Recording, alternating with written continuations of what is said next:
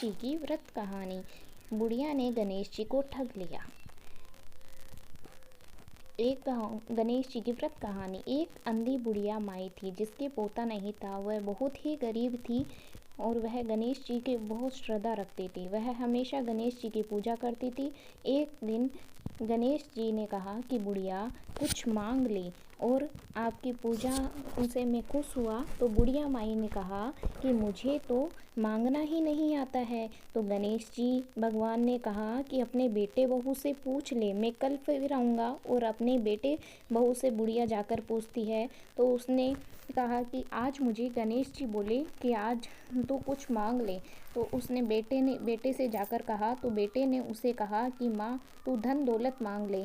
और बहू ने कहा कि माँ मेरे कई दिन हो गए शादी हुए लेकिन अभी पोता नहीं हुआ है, तो आप पोता मांग लो, पोता मांग लेना चाहिए। तो बुढ़िया माई ने सोचा कि यह दोनों तो अपने मतलब की ही चीज़ें मांग रहे हैं। तो सोची कि वे अपनी सहेली से पूछती हूँ कि वो क्या कहती है। तो पड़ोस में जाकर कहा कि आज मुझे विनायक जी ने कहा कि तू कुछ मांग ले। बेटे ने कहा कि धन मांग ले और बहू ने कहा कि पोता मांग ले। तो मैं बहू ने कहा कि पोता मांग लो। तो बुढ़िया ने पड़ोसन से जाकर पूछा तो पड़ोसन बोली कि ना तू धन मांग ना तू पोता मांग, तू ही दिन तो जिएगी तो अपने आप को मांग ले। तो उसने पड़ोसन की बात सुनी और सरल सी बुढ़िया माई घर जाकर सोचने लगी कि ऐसा क्या वरदान ले लूं कि बहू भी खुश हो जाए और मेरे मतलब की बात भी हो जाए। अगले दिन गणेश जी भगवान आए और बोले कि बुढ़िया माई आज तू मांग ले।